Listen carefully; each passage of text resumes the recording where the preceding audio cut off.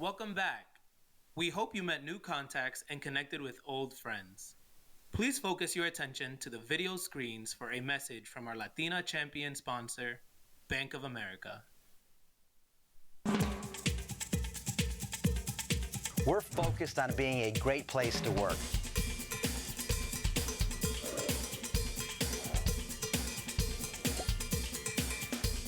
That values diversity and develops diverse talent.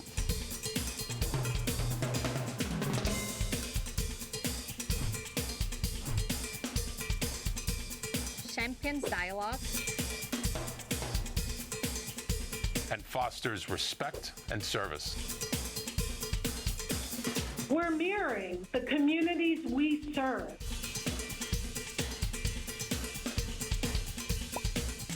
Delivering on the needs of our clients.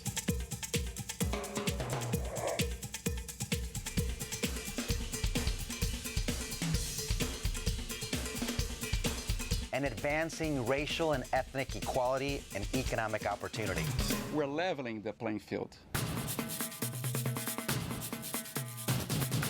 fueling opportunities, and celebrating Hispanic and Latino culture and the arts. Through constructive, long-term partnerships. Because we're powerful. we are passionate, We are proud. And we're present. Estamos presentes.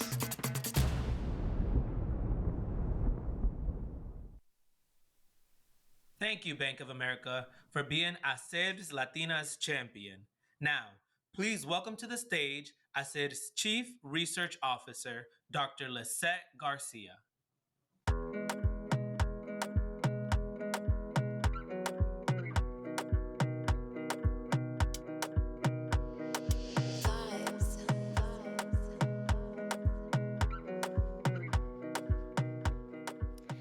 Good afternoon, everyone. Welcome.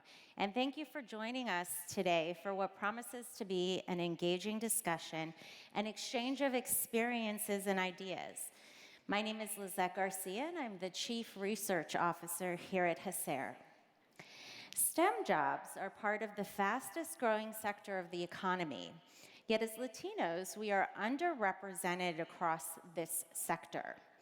As our population here in the United States continues to grow, there's an immense need for more Hispanics, particularly Latinas, in STEM fields.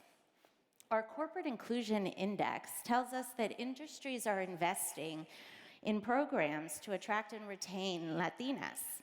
However, we continue to face barriers in career progression. Some of you may remember that a few years ago, ACER conducted a study of Latinas, which led to the creation of the Latina Empower Her Summit, aimed at providing Latinas with the tools to overcome these barriers to career progression. But the existence of this program doesn't mean that these challenges have disappeared. There's still more work to be done.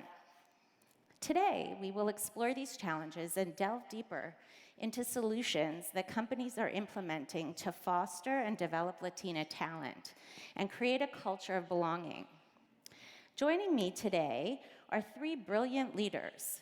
So please join me on stage, ladies, and please welcome Cristina Cuaron, the Managing Director and Chief Operating Officer of Core Technology Infrastructure at Bank of America, Cecilia Marta, the Vice President, Head of U.S. Medical, Cardiovascular, and Established Brands at Bristol Myers Squibb,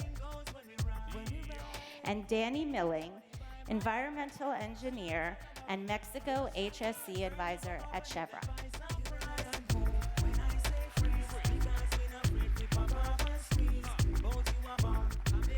So welcome, ladies. Thank you for joining us today. Let's start with Cristina. You've had a successful career in financial services with a broad breadth of experience. What opportunities did you seize that helped shape your career path? Yeah, thanks, Lisette. I'm so excited to be here with a room full of leaders and here with Danny and Cecilia, so thanks for having me.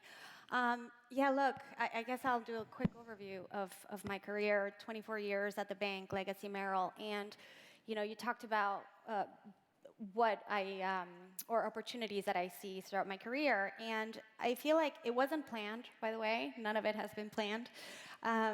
But essentially, I started off in investment banking finance. I spent 8 years there. And then when we got bought by Bank of America, I was part of the group that integrated the investment banking function. And I had 2 kids at the time, so 2 quick maternity leaves, then came back to work. And when the dust settled on the merger, I started to get a little bit bored, and I felt like I was too comfortable in what I was doing. And that sort of kicked off a pattern for me that I think has enabled me to grow and cross more barriers. And that is that the minute I start to feel too comfortable in something, I know it's time to change.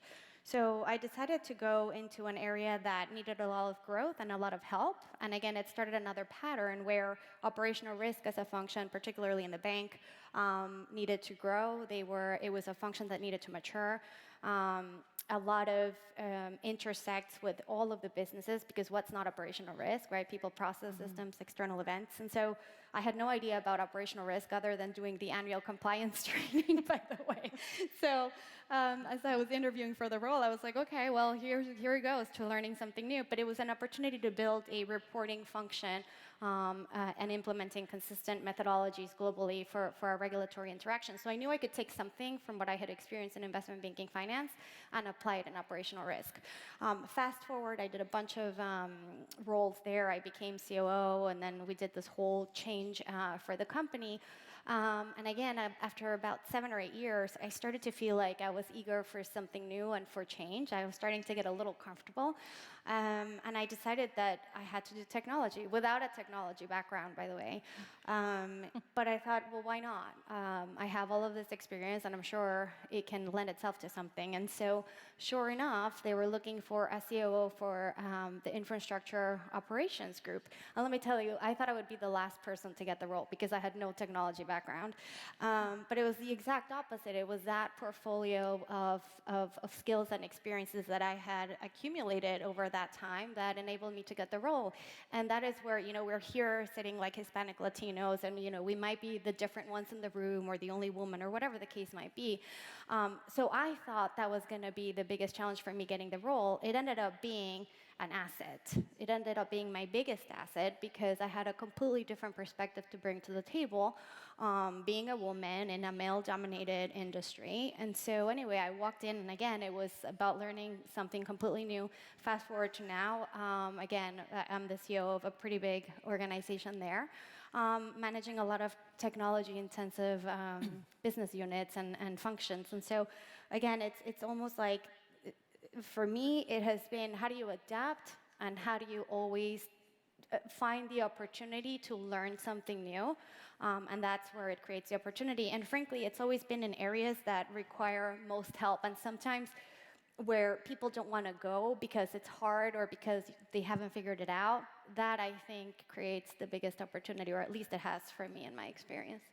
So that's so interesting, the part about, and I did introduce myself as the Chief Research Officer, so I'm going to be peppering our conversation with lots of different data points. But there's research out there that talks about how women are not going to apply for a position or a role unless they meet every single qualification that's on that list. And here we are, like the perfect example of, you don't have to, right? Like, you don't have to have every single one of those qualifications in order to be the perfect candidate for a role, right? So I hope the folks out there hear that, right? And really internalize that and think of that the next time they go to apply for a position, that you don't necessarily need to have everything that's on there. You don't have to check off every box. Like, it's great to take that chance to think, what is it that I can bring to the table, as opposed to what are the things that have been predefined, right? So how can I be innovative? So thank you for sharing that story. Cecilia, you started your career in Argentina and have broken the glass ceiling in pharma. Can you tell us about what advice that you had to help accelerate your career progression? Yeah, sure. So I would say that the advice that I had taken was equally important as the advice I had disregarded. And which advice I had disregarded? The one that was completely misaligned with my career objectives and the one that I felt that it was pushing me down more than helping me grow. Now, how I decided what is a good advice, what is a bad advice. Very important, I think, for all of us to know what is that we want to get out of our career. It's about ourselves. We have to be in control. And I'm not talking about having a tactical plan of which role, which year we are trying to accomplish, but having a strategic direction of our own career. How fast we want to grow. Are we trying to diversify our skill sets? Are we trying to go deeper in a particular one? For me, it has been very important when these opportunities, when advice came my way, to discuss it with what I call my trusted network. Who is my trusted network? Mentors, trusted colleagues, with whom I discuss pros and cons of different opportunities in a way that I always have a sense that I get to a decision in what I will call a risk-mitigated approach. Now, we hear a lot about the importance of sponsors, mentors. These people are not easy to find. So in my own experience, when you find one of these individuals, I think it's very important to keep them engaged as we change and as we grow in our career. Lastly, I will say that a good advice for me has always been the one that created conflict, the one that created a sense of discomfort. Why? Because I am convinced that each time we face a challenge and we are able to overcome that challenge, it is an opportunity for us to change, an opportunity for us to transform ourselves. Thank you. Thank you for sharing that. I think that last point aligns with what Christina was saying, right? So like when you start to feel too comfortable in a role, that's when maybe you need to start looking for a different opportunity. And certainly that point about knowing what advice to accept and what to disregard, right? Like I think we all think whenever we get advice, we have to actually follow all of it. And it sometimes is a little bit challenging to think that there are things that maybe we shouldn't, right? That we should always keep in mind our own needs first, right? So, Danny, as an engineer in oil and gas, the work is not always in the office building, right? You're outdoors, you're visiting sites, you're on operation sites. How have you been able to bring your authentic self to work? Yeah, that's been a really difficult journey. Well, challenging. I wouldn't say difficult, but challenging into realizing how to bring my full authentic self, right? Because I loved that comment is authenticity, there's still professionalism, and who I am with my friends on a Friday night is not who I am Monday morning with my coworkers. So I think the very first thing when starting my career, I started in West Texas. And anyone not in the oil and gas industry, it is a huge area that brings a lot of oil and gas production from the States, and it is not pretty. If anyone's ever seen in movies, like it's kind of looks like a horse thing that pumps up and down in oil field settings. That was like in my backyard. So I was in the field almost 24/7. And what was difficult was being Latina, I was always taught, and I love to dress up. I was always taught to be overdressed and underdressed in every situation. That doesn't very much translate for field or for, steel toes and jeans, which is fine. But I would go to, the field, my gas plants and everything that I was supporting, and I would have, some eyeliner, a little bit of blush, and they would be like, "Who are you trying to impress?" I'm like, myself. it's like brushing my teeth.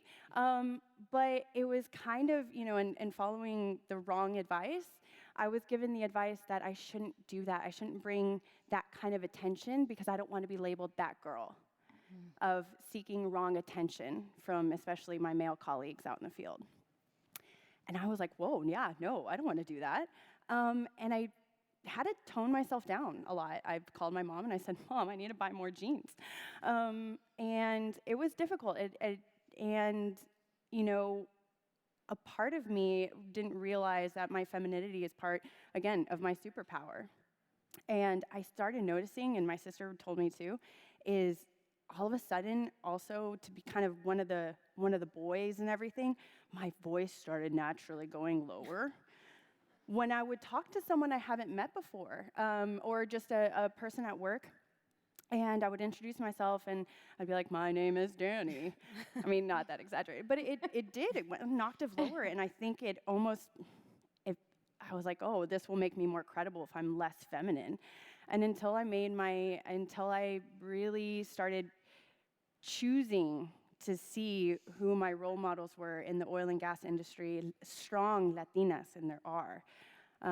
There's not that many, but there are. And they were going through the same things, or they went through the same things I went through. And it wasn't my problem. It's something that we need to change. Doing a lot of self-aware or self-reflection of, wow, I really need to be the best advocate for myself. I need to know myself, and knowing myself is like, I'm gonna wear my heels, my hot pink heels to my office, and I'm gonna do an amazing job for it. So it's made me a lot more credible. Even when I go out to the field right now, I support our drill ships in the Gulf of Mexico, and you know, it makes my work a lot easier when I can bring all of me to it. Well, thank you for sharing that, Danny. And I think, you know, what you're saying is sort of a nice transition into our next topic area for our conversation. You know, it's often really challenging to be the only one, right? We were talking a little bit backstage, and I shared that I have my PhD, and I'm sure everyone knows the statistics on the number of Latinos, let alone Latinas, that have PhDs. The number is not very high, right? So myself, I've had that experience being the only one in the room, sometimes being not only the only Latino or Latina, but the only woman, maybe sometimes even being the youngest person in the room, having conversations about data and statistics with folks that are looking at me like, what could you possibly know about this? Well, I've taught it for 9 years, so you could ask me anything, I can answer it. And it takes courage, right, to show up in those spaces, to really be yourself. So if you had to share with our audience, what advice would you leave them with? And I'd like all of you to answer it. So Cecilia, why don't we start with you? Sure. My advice is by starting building a network. And I will emphasize that a lot, really. And what is the network? The network is our colleagues, our supervisors, our mentors, people that can be our future bosses, and really engage with that network. Let them know that we want to grow, right? Sometimes people are not gonna guess. I went through many years in my career assuming that people will guess that I wanted to grow. Then I realized that I had to spell it out, really. And let's think, I mean, not only engage with the network, spell out our interest to grow, but work in our branding, who we are, what are we bringing to the table, what is our added value. And then I will say opportunities will come our way. With that exercise, we keep trying, opportunities will come our way. The next important thing, I mean, at least for me, was to be ready that not every single opportunity will translate into an actual career position or a promotion or anything like that, right? Not every single opportunity will realize. So how to deal with failure, how to continue to grow, how to continue to find our path. And eventually, it's a little bit of a mathematical exercise, right? We keep trying, we fail. At the end, we're going to find something that is meeting our career ambitions. Wonderful. Well, thank you. I think, you know, for me, one of the hardest lessons for me was learning that failure is actually okay, right? Like not being successful, which was something new for me. I grew up super overachiever, super wanting to be in everything and do everything. And the idea that I couldn't do something was really something that I had to grapple with. But I think the important thing about failure is learning from it, right? And moving forward. So, Christina, advice you'd share with our audience? Yeah, sure. For me, actually, it's pretty simple. I think that my superpower is knowing that it's actually my difference. It's either me not knowing the subject matter, me not being a technologist by training, that I learned, of course, it comes with confidence and with practice, but it just sort of happened that because I was trying something new every couple of years in my career, I quickly learned that the fact that I came in not knowing anything in the space was really my superpower. The fact that we're Hispanics and that we're different, or that you're a woman or whatever it is, that is your superpower because you have a completely different perspective. And by the way, if you're the least knowledgeable in the subject matter, you get to ask every single question. Nothing is a dumb question, but literally then you're best positioned to ask every single question. So what does that turn out to for me is then I learn the topic, or I learn the subject matter because I get to ask everything and I'm not afraid to ask anything at all. And it's classic, right? You ask a question and there's at least another person in the room that had the same question. I mean, I was in a situation with cloud architects like that this morning. And again, I had this moment where I thought to myself, I'm going to ask this question because something doesn't make sense. Something's not connecting for me. And I'll ask the question in the least technical of terms, but they get it. And then I got the discussion going. And so I think embracing your difference and embracing what you don't know or what makes you uncomfortable is really your superpower. That's great. Yeah, I 100% agree. The one thing I'll add from an advice, because, again, the Latinas breaking barriers in STEM, right? So I kind of want to talk to the Latinas for a little bit. Challenge our culture. So I'm Mexican American, and I don't think it's any surprise that historically that culture is very machista and very male kind of oriented or focused. A barrier was actually my own, and it wasn't intentional, but they really wanted me to succeed in my STEM career as long as it didn't conflict with their ideas of what a Latina should be. Primarily, it should never, when I was going to get married to my husband, they were really worried that I was going to make more money than him and that might emasculate him and he might leave me and, so that was an issue. And so I had to make sure to have that conversation. And then he was, flip side, he actually was moving for my career. And then I was like, whoa, why is he moving for you? And then lastly, me being a mom, why am I why am I balancing so many things that take me away from my daughter? And I'm also a fitness instructor besides, everything else that I do, because I love to do it, but it also takes more time. And my family, so it's one of those things, like continuously, because we're Latinas, we also have those cultural barriers that doesn't come from a malicious place, but it's just our background. And so my advice is also to challenge that. Always question the advice. Do what makes you happy. If being with your family over, going to a conference, it's actually my daughter's 3rd birthday today, but this was really important to me. And it's going to be really important to her, seeing her mom being a role model for other Latinas. So yeah, that's my advice, is just be yourself.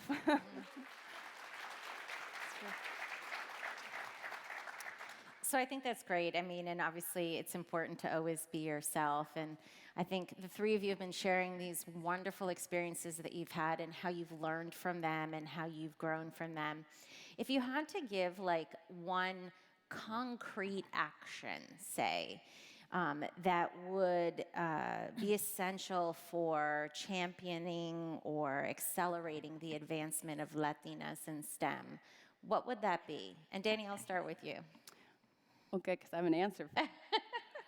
I would say, and I take this from personal experience in my life, is we need to destigmatize men's roles in families and give them the policies to be able to do that. For instance, paternity leave.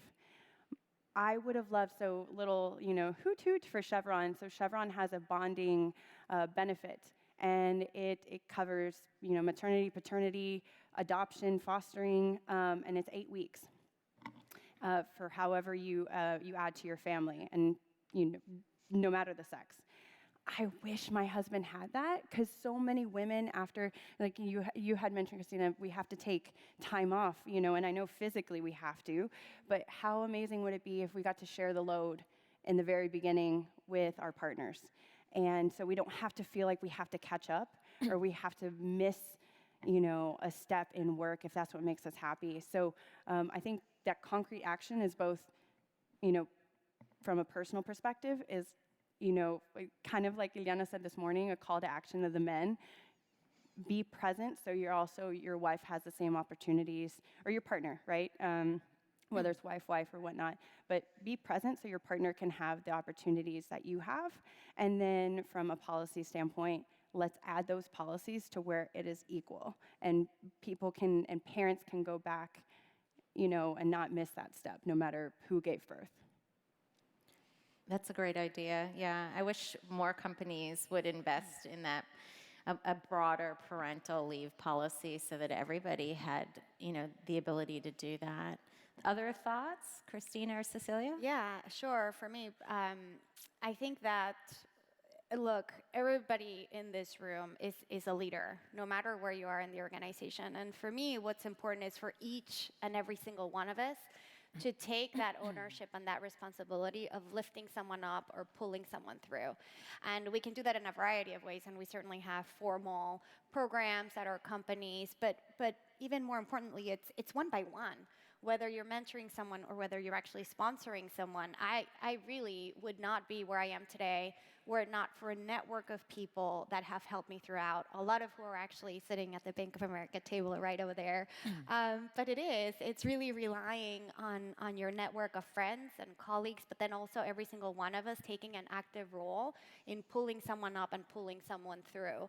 The sponsorship element of all of this to me is really, really important, particularly as you rise into more senior levels of an organization where you actually have a vote at the table, you have a voice at the table, you're there at calibration and so promotion and so forth.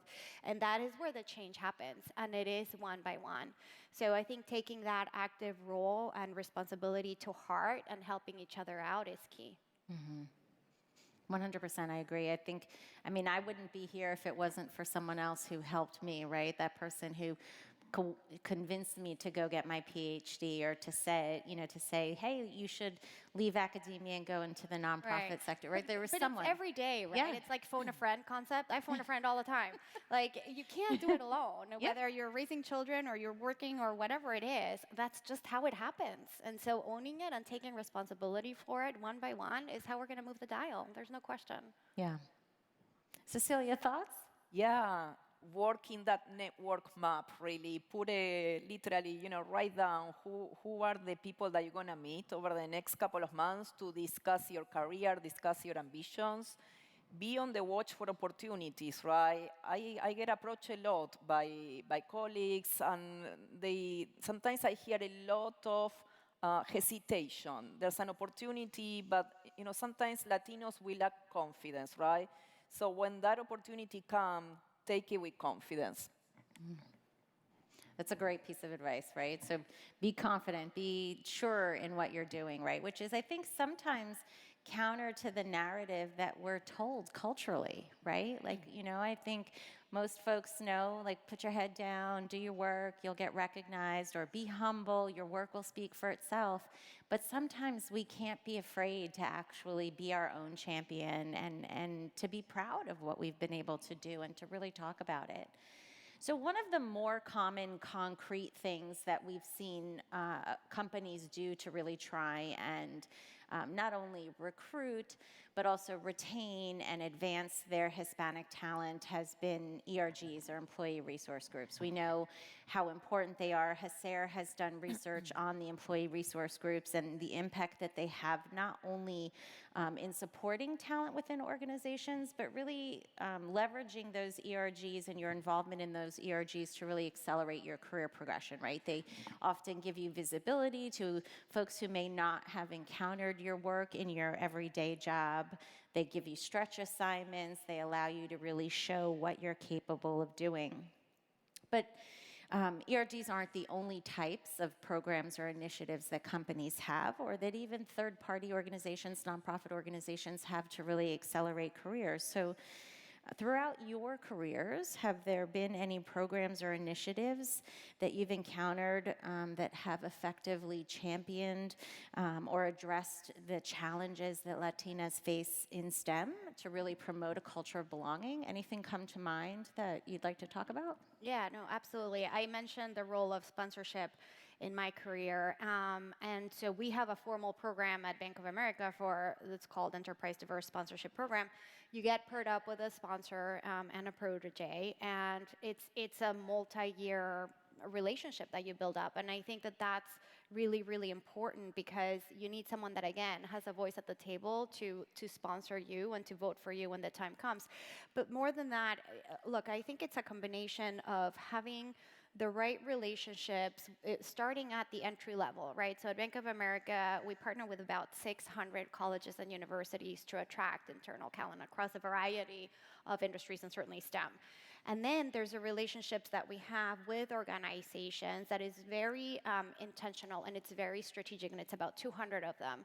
In technology in particular, high tech is an example, Alpha is another example, SHEP is another example. And the reason we do that and we use those relationships is because you attract that diverse talent, but it's also within a network. It's a network of Hispanic, Latino professionals, and each one of those organizations targets a different level of our organization. So there's this constant attracting of talent at all levels of the organization, as well as retention, because you create those networks, you create those partnerships and sponsoring and mentorship relationships. So it's that whole ecosystem of organizations, of universities, of colleges, and then internal programs where you partner people up with a sponsor, with a mentor and whatnot, that I think create the opportunity to, like I said, move the dial in the space.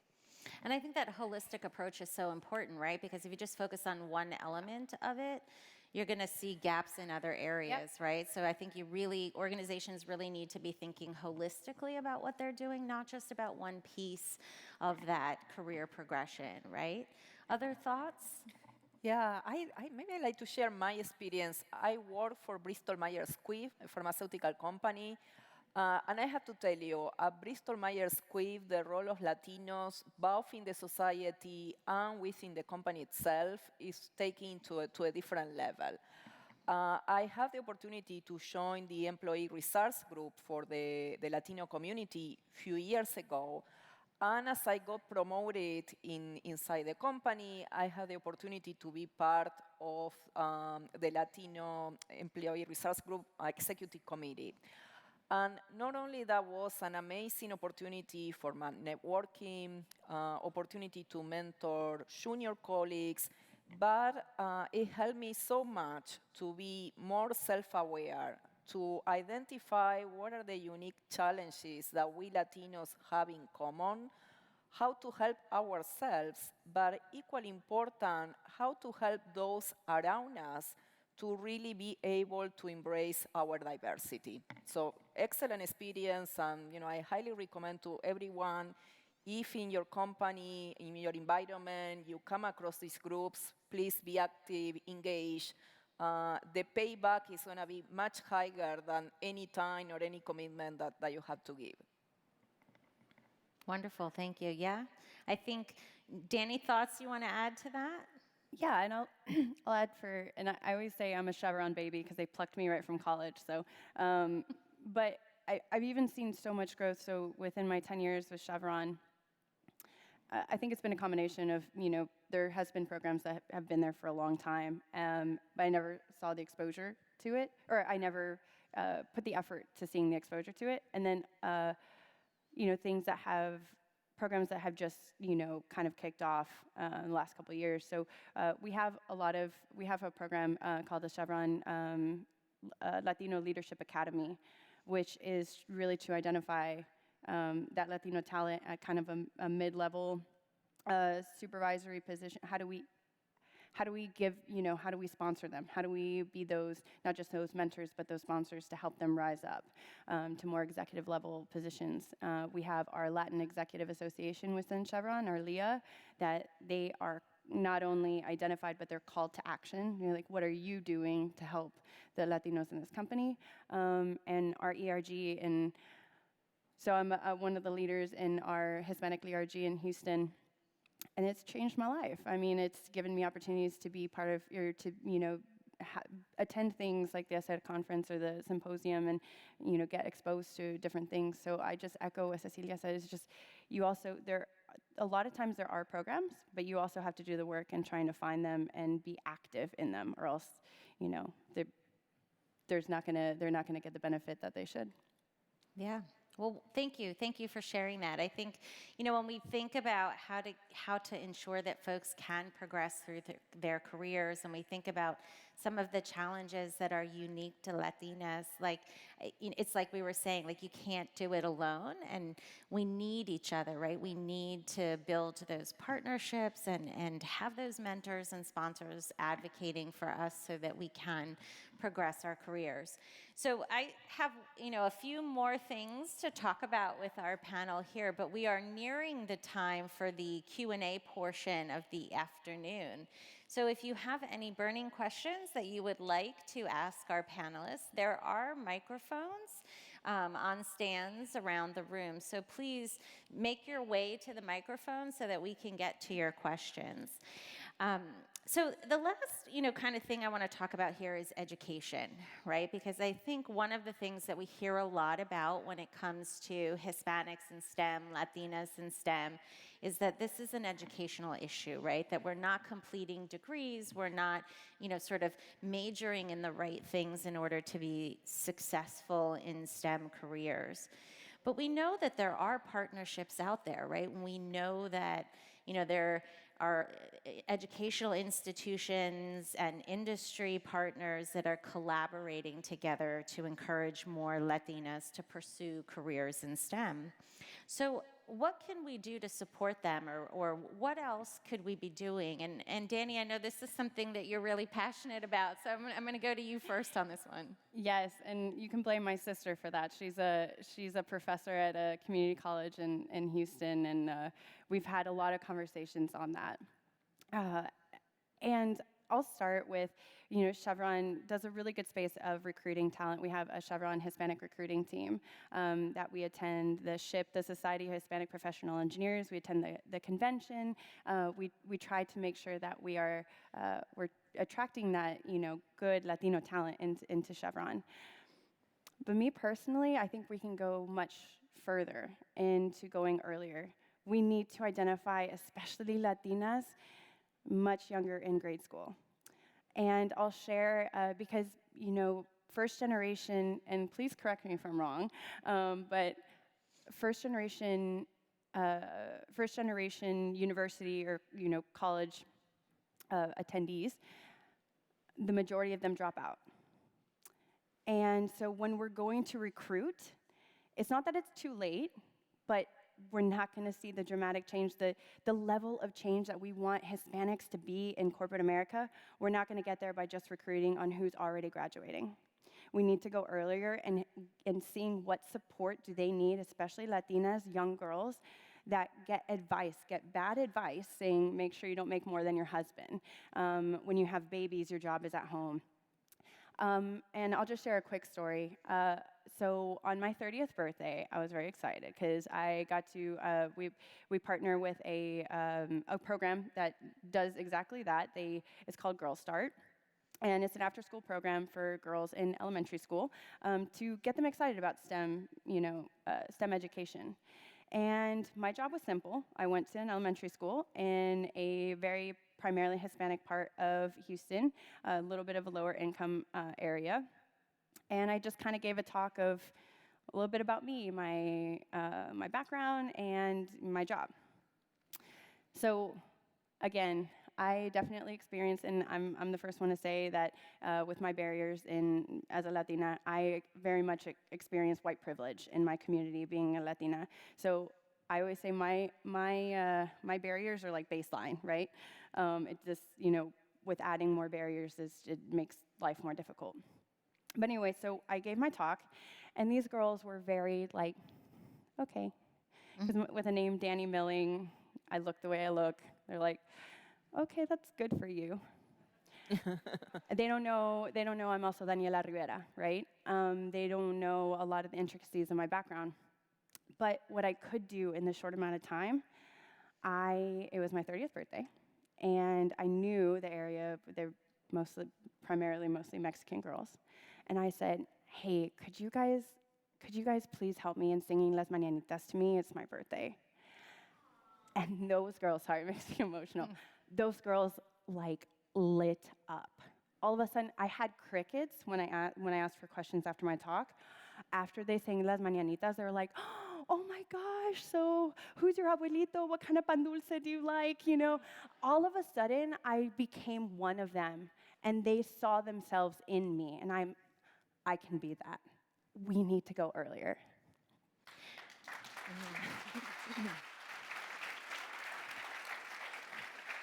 I think the important thing about going earlier too is, traditionally, STEM jobs were not the jobs that like our parents were like, you should go and do that, right? I mean, I remember growing up, my mom was like, you should be a lawyer or a business person, right? And now the economy has really shifted in ways in which jobs that our parents never thought would exist, right? And I think part of that starting earlier is really getting families to think about all the different possibilities that are out there in terms of careers, that it isn't just about being a doctor or a lawyer, but there are so many other things that you could be doing with your career and be successful and provide for your family and do all of the things that we need to do. I think I saw someone standing at the microphone. Do you have a question? Yeah. Yes, we have a question from the online audience. It was mentioned, who I am on the weekends is not who I am Monday morning. I 100% agree. But then, how do you bring your authentic self to work when your authentic self means to be true to your culture, tradition, religious beliefs, and quote-unquote woman roles? Any tips? It's a great question. Yeah. Maybe let me give it a try, right? Because I think that there is a little bit of a concept that a career in STEM is going to be long, it's going to be very demanding. I fully agree, right? It's a life commitment. I will say it's either you have that passion, or if you don't have that passion, never mind, right? But if you have that passion, it's such a rewarding space to be in. And the need for positive role models, right? And for people that, for whom it was not either or, right? Like, I've been married for 23 years. I have 2 teenager kids. And yes, my generation in Argentina, maybe balancing a really committed career in STEM and having a family was not the norm, right? And it took a lot. I mean, of course, I will say I found the right husband, but it took a lot of growing and education, right?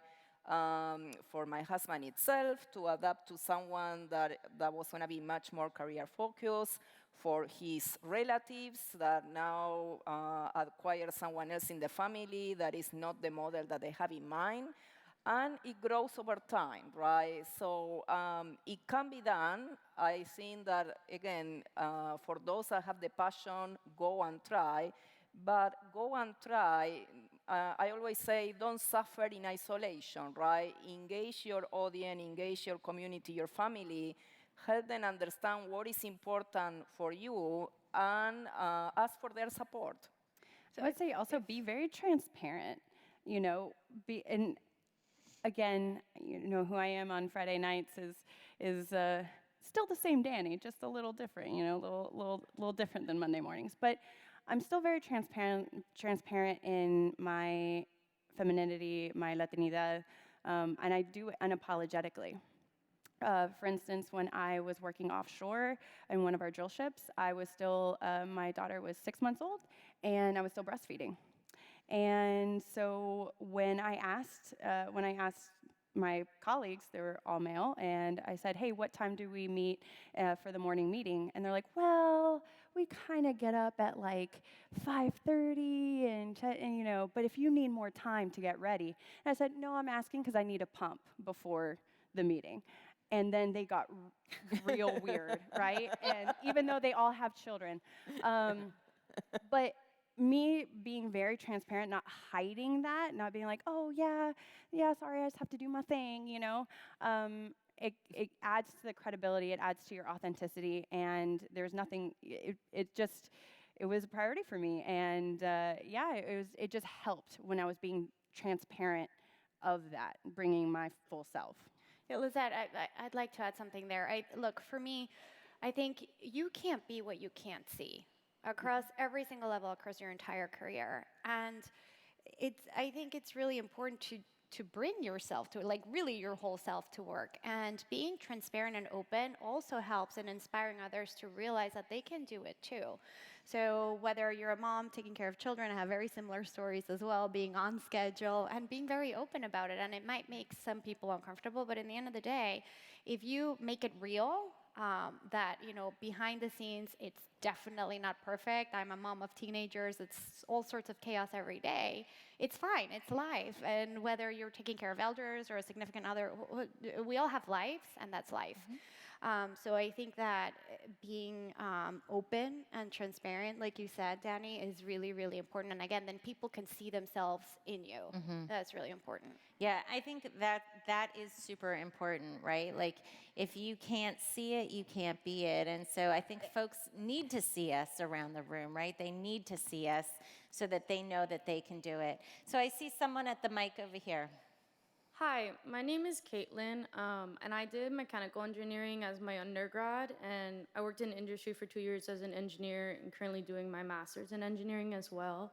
And I really resonated with the times that you were talking about being the only one in the room or being the only Latina in the room. And a lot of times in my experience too, sometimes, even when you're not, the other women might be competing against you. And so how or what advice can you give to people who are maybe higher up, or like concrete examples of how to lift up Latinas who are maybe lower in the company, and then also for Latinas looking for their network and their community, how to find those right people who are going to be like a girl's girl and who's going to support you and truly want you to succeed in life? Any thoughts? Yeah, it's a lengthy question, but yes. So I think that there's a couple of elements to your question. Being the only one in the room was a part of it. Another one is with women that are similar to you, but how do you sort of create those relationships?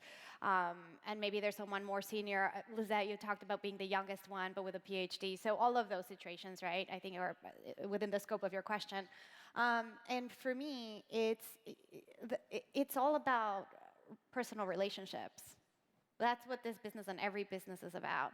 So when you're at a meeting where you're creating those relationships, and by the way, I hate the word networking because it just feels like work. It sounds like work.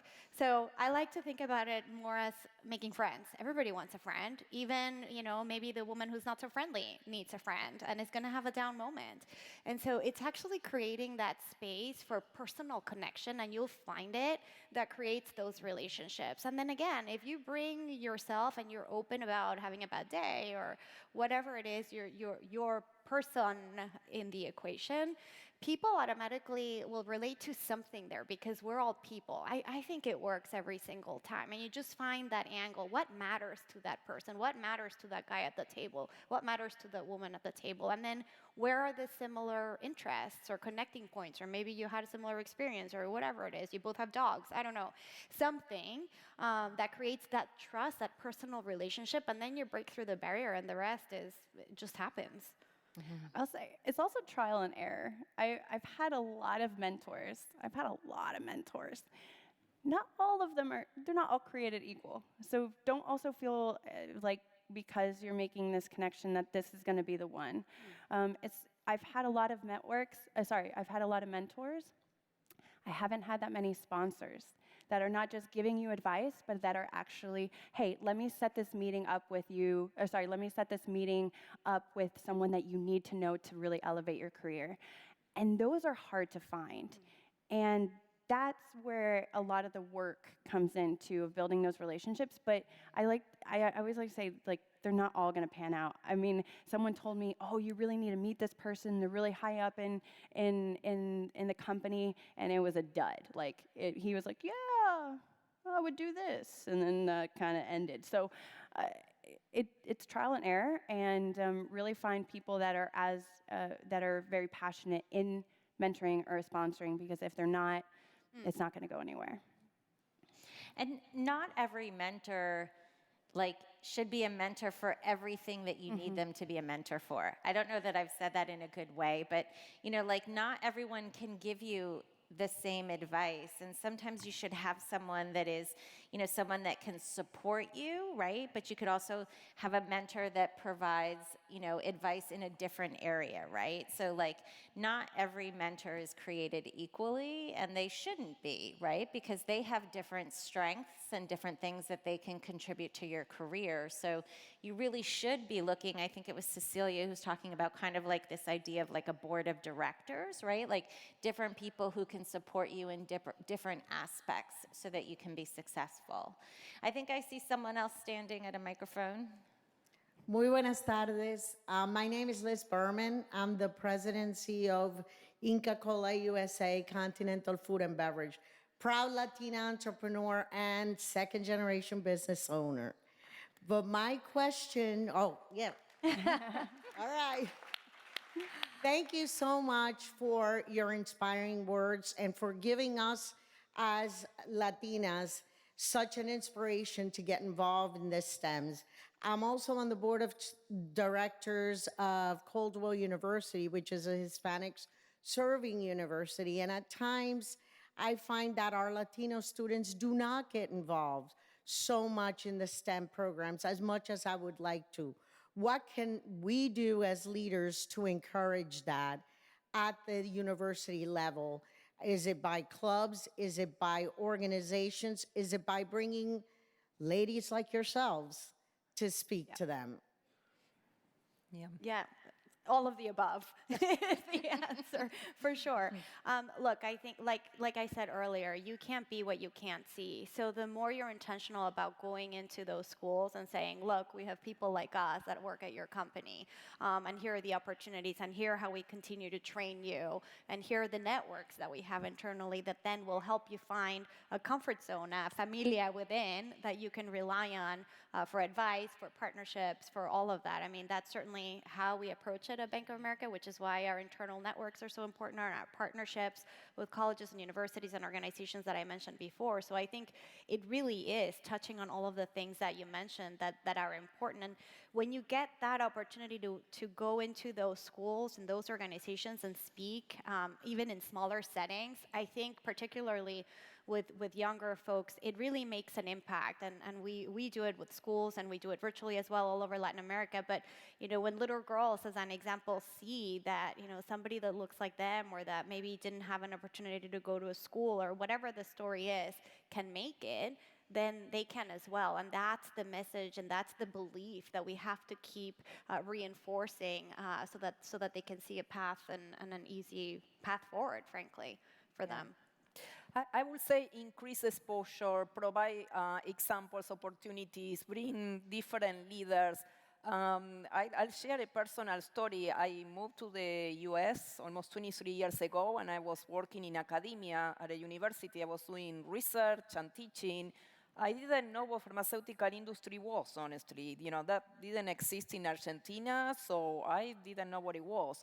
And one day, a professor across the hall handed to me an advertising for a position, and she said, you apply for this. This is a good opportunity for you. And I look at her kind of like, what is this woman talking about? How am I related with pharmaceutical industry? I'm in academic research.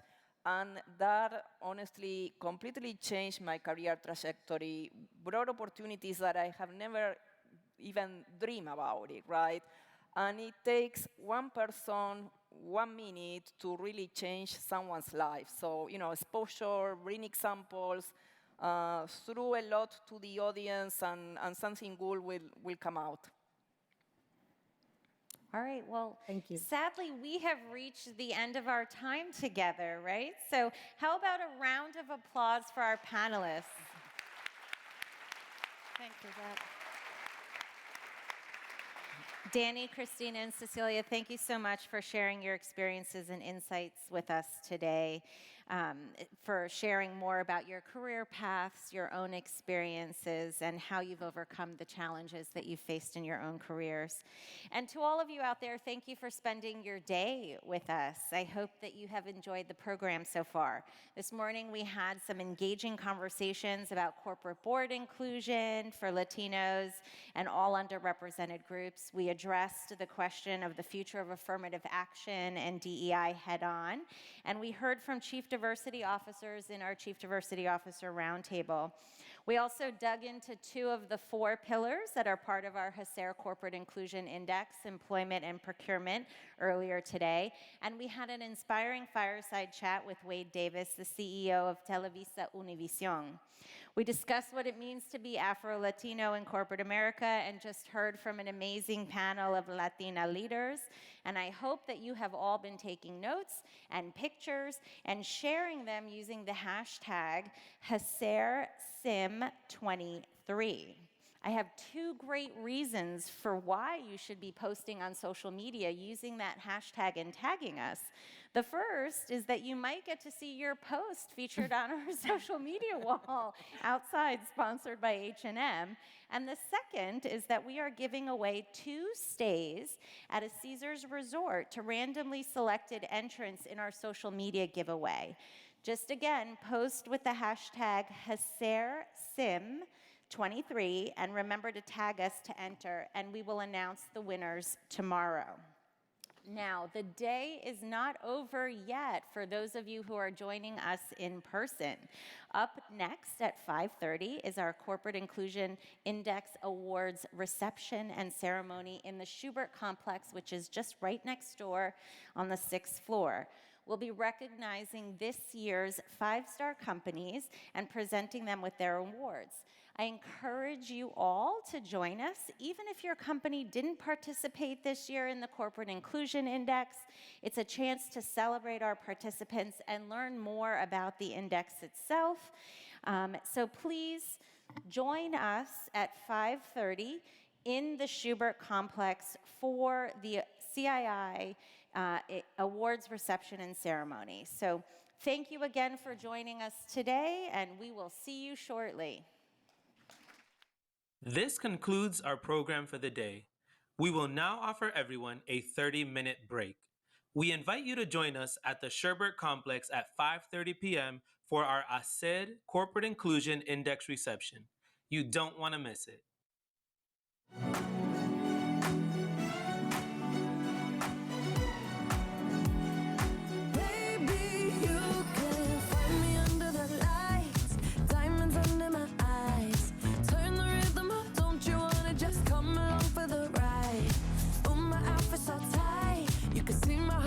Tonight, I can take the heat, baby, best believe that's the moment I shine. 'Cause every romance shakes and it bends, don't give a damn. When the night's here, I don't do tears, baby, no chance. I could dance, I could dance, I could dance. Watch me dance, dance the night away. My heart could be burning, but you won't see it on my face. Watch me dance, dance the night away. I'll still keep the party running, I won't get out of place. Lately, I've been moving close to the edge, still be looking my best. I stay on the beat, you can count on me, I ain't missing no steps. 'Cause every romance shakes and it bends, don't give a damn. When the night's here, I don't do tears, baby, no chance. I could dance, I could dance, I could dance. Watch me dance, dance the night away. My heart could be burning, but you won't see it on my face. Watch me dance, dance the night away. I'll still keep the party running, I won't get out of place. When my heart breaks, when my world shakes,